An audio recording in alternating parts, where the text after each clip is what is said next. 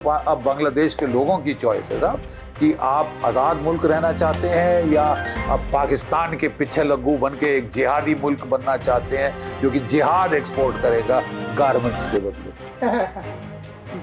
ठीक है, जिहाद एक्सपोर्ट करेगा, अराजकता एक्सपोर्ट करेगा, हर जगह दुनिया में तोड़ फोड़, गफलत, टेररिज्म ये फैलाएगा पाकिस्तान जैसे कर रहा है। ये मॉडल है बांग्लादेश के लोगों के लिए। मैं उनसे अपील करता हूँ, मैं बहुत लाइक करता हूँ वहाँ के बंगाली लोग जो है बहुत पढ़े लिखे, बहुत शातिर दिमाग के लोग हैं और मैंने लड़ाई के दौरान देखा है उनके मुक्ति योद्धा को लड़ते हुए किस बहादुरी से वो लड़े अपने देश की आज़ादी के लिए, अपने देश की इज्जत के लिए।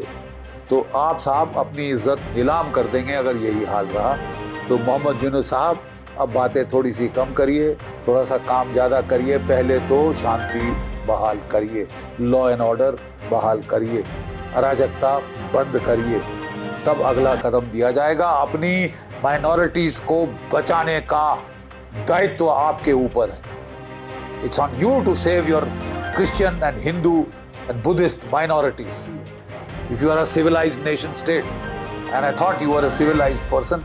आगे की क्या रणनीति होनी चाहिए? जैसे सर मानते हैं, व्यक्तिगत रूप से मानते हैं कि हमें शेख हसीना जी को एसाइलम देना चाहिए क्योंकि उनके शासनकाल में एक बेहतर संबंध रहा है। हम ये भी जानते हैं कि 2001 से लेकर 2006 तक जब खालिदा जिया वहाँ के प्रधानमंत्री थी, भारत के संबंध उतने अच्छे नहीं थे, पूर्वोत्तर राज्य में अशांति थी। लेकिन 2009 के बाद से लेकर 2024 तक जिस प्रकार से दोनों देशों के संबंध रोबस्ट हुए, अपने आप में कंप्लीटली डेडलॉक हो गया है। आप सर से जानेंगे कि आगे क्योंकि ये प्रश्न बहुत महत्वपूर्ण है कि सर का एक लंबा अनुभव है।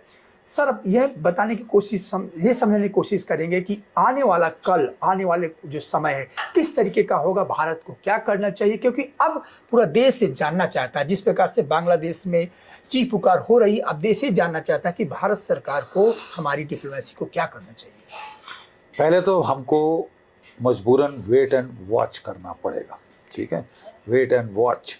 नाउ प्रॉब्लम बांग्लादेश में अब बहुत मुझे दिख रही है। ठीक है, अराजकता फैलाना बड़ा आसान है जी, उसे कंट्रोल करना बड़ा मुश्किल है। Once the genie is out of the bottle, road सड़कों पे प्राइम मिनिस्टर के ऑफिस के सोफे और टेबल कुर्सियां मेज और उनके कपड़े, बेचारों के ब्लाउज और साड़ियां ले लेके तो लोग घूम रहे हैं।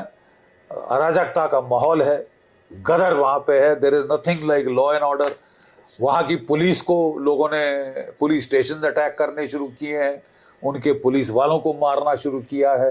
अवामी लीग के लोगों को पकड़ पकड़ के उनको जान से मार के उनकी लाशें पुलों से टांग रहे हैं, बिजली के पोल से टांग रहे हैं, टांगी हैं लाशें वहाँ पे। ठीक है, कुत्तों के और कौओं के खाने के लिए।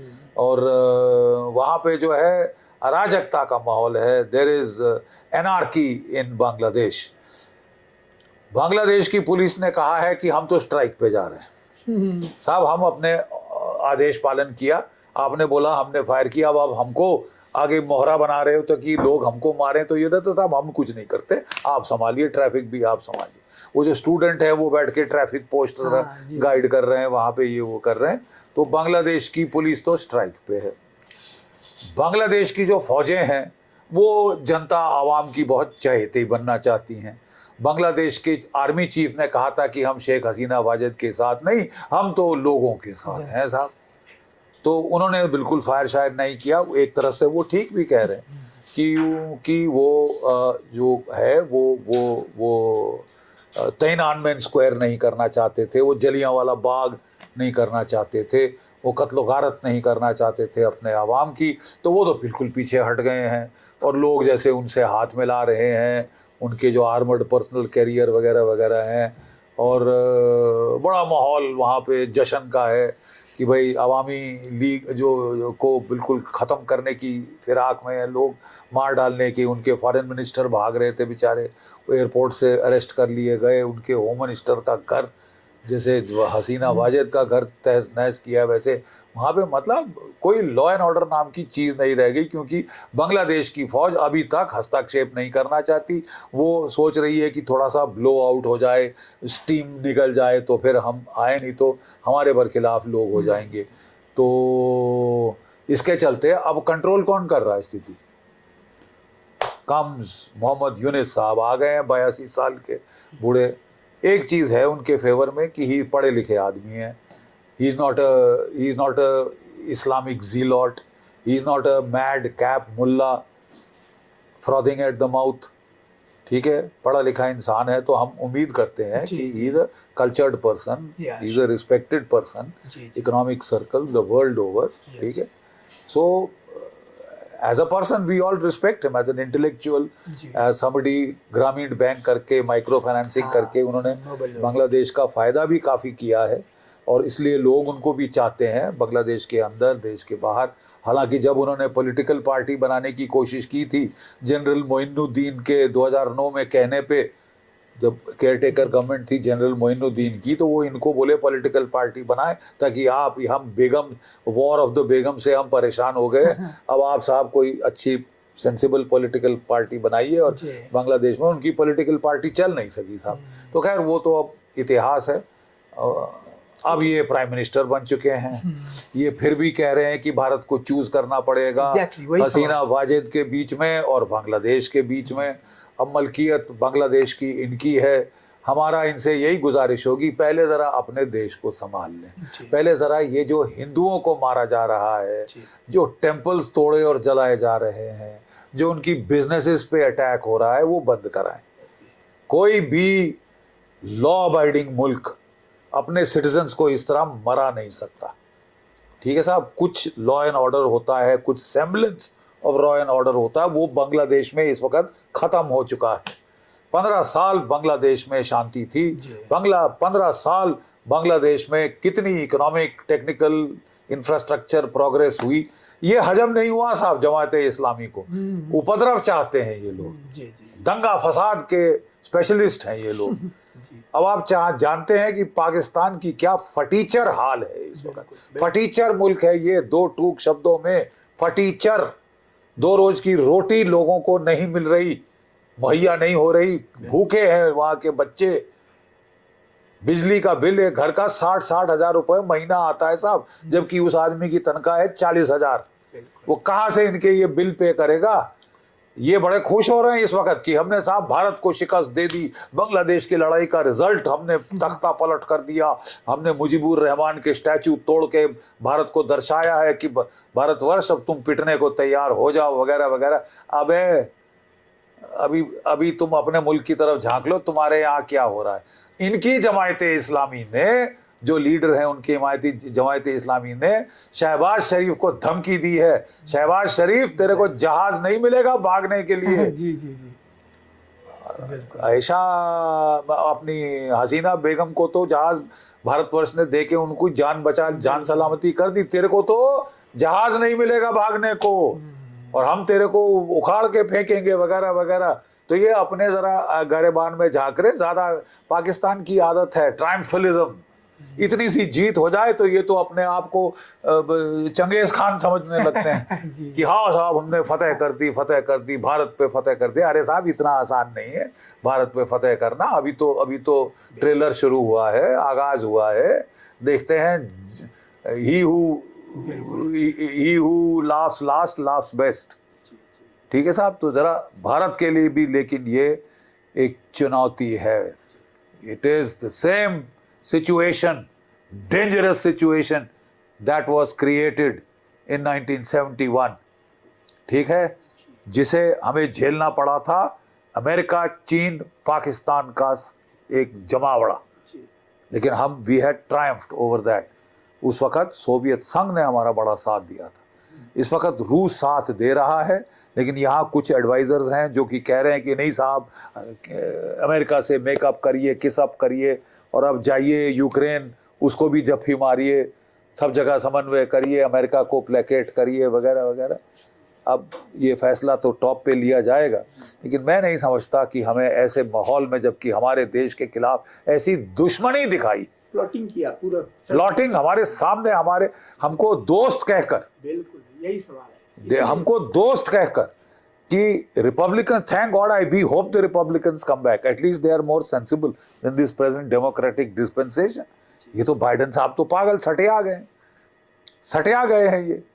इनको ये समझ नहीं आ रहा कि चीन इनका दोस्त है या भारत दोस्त है। चीन दुश्मन है या भारत दुश्मन है, ये तो दोस्त कह के दुश्मनी कर रहे, शरेआम दुश्मनी कर रहे हैं कि उससे जप्पी क्यों मारी। जप्पी क्यों मारी? क्योंकि साहब वो रिलायबल है, जो हथियार कहता है देंगे वो देता है। आपकी तरह G404 इंजन और 414 इंजन की जेट इंजन की डील हुई थी हमारे तेजस एयरक्राफ्ट के लिए, रोक दिया खाली हमारे तेजस एयरक्राफ्ट का, क्योंकि हमने आप पे विश्वास किया। इन्होंने पीठ में छुरा घोंपा। ये तो पाकिस्तान को चहेता बना ली, चीन को चहेते बना ले। हमको कह रहे थे चीन से लड़ो, इस तरह कभी नहीं ट्रस्ट कर सकते। तो साहब I think we'll have to know कि हमारा असली हितैषी कौन है कौन नहीं है। ये तो नहीं दिखते साहब, खासकर जब तक बाइडेन साहब बैठे हैं सटे आए हुए, जिनके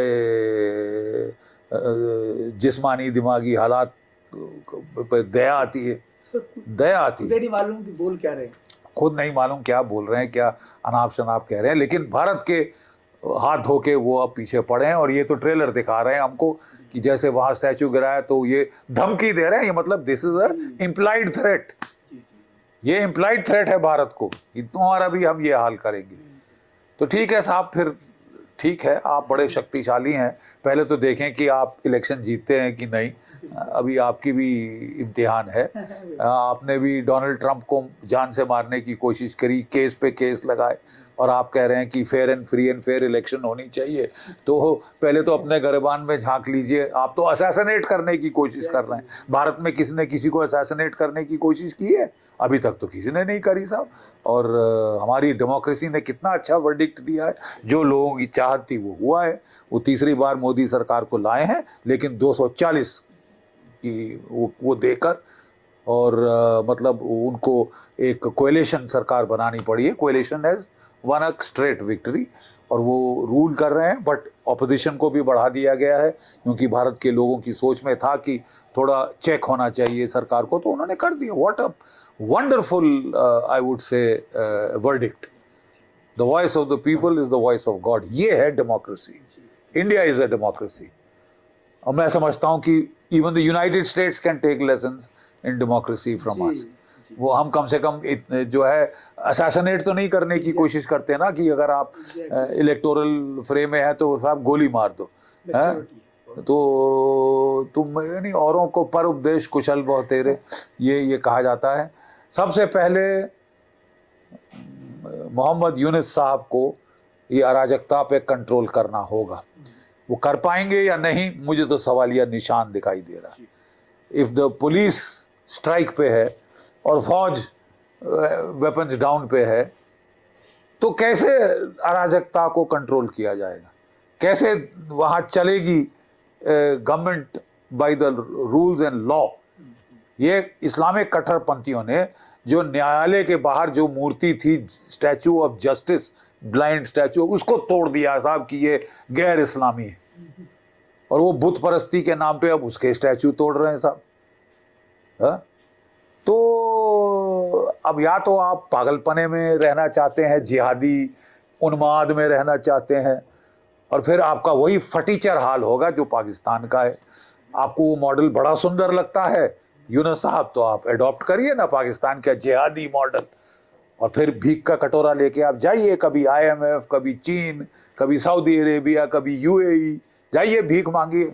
यही हाल, फटीचर हाल बांग्लादेश का होने वाला है अगर पाकिस्तान को आपने इस तरह हावी होने दिया। आप कहना क्या चाहते हैं कि हम पाकिस्तान से आज़ाद नहीं होना चाहते थे, हम तो गुलाम रहना चाहते थे उनके बूट के नीचे, उनकी फौज के। तो ये जहां आप रहना चाहते हैं, जहां चाह वहां राह। ये तो अब बांग्लादेश के लोगों की चॉइस है साहब कि आप आज़ाद मुल्क रहना चाहते हैं या अब पाकिस्तान के पीछे लग्गू बन के एक जिहादी मुल्क बनना चाहते हैं जो कि जिहाद एक्सपोर्ट करेगा गारमेंट्स के बदले। जी, ठीक है, जिहाद एक्सपोर्ट करेगा, अराजकता एक्सपोर्ट करेगा, हर जगह दुनिया में तोड़ फोड़, गफलत, टेररिज्म ये फैलाएगा पाकिस्तान जैसे कर रहा है। ये मॉडल है बांग्लादेश के लोगों के लिए। मैं उनसे अपील करता हूँ, मैं बहुत लाइक करता हूँ वहाँ के बंगाली लोग जो है, बहुत पढ़े लिखे, बहुत शातिर दिमाग के लोग हैं, और मैंने लड़ाई के दौरान देखा है उनके मुक्ति योद्धास को लड़ते हुए, किस बहादुरी से वो लड़े अपने देश की आज़ादी के लिए, अपने देश की इज्जत के लिए। तो आप साहब अपनी इज्जत नीलाम कर देंगे अगर यही हाल रहा। तो मोहम्मद यूनुस साहब अब बातें थोड़ी सी कम करिए, थोड़ा सा काम ज़्यादा करिए। पहले तो शांति बहाल करिए, लॉ एंड ऑर्डर बहाल करिए, अराजकता बंद करिए, तब अगला कदम दिया जाएगा। अपनी माइनॉरिटीज़ को बचाने का दायित्व आपके ऊपर है। It's on you to save your Christian and Hindu and Buddhist minorities if you are a civilized nation state and I thought you were a civilized person। तो पहले तो कंट्रोल करिए ना साहब, फिर बात करिए, भारत को सिखाइए पाठ। उसके बाद पहले अपना घर में जो उपद्रव और जो हिंसा और जो अराजकता एनार्की जो फैल गई है उसको कंट्रोल करिए। बड़ा भारी टास्क है, इतने आसानी से नहीं होगा। मोहम्मद यूनुस साहब इस वीडियो को देखेंगे तो उनको जरूर ये समझ में आ जाएगा कि बांग्लादेश को बांग्लादेश रहने दीजिए।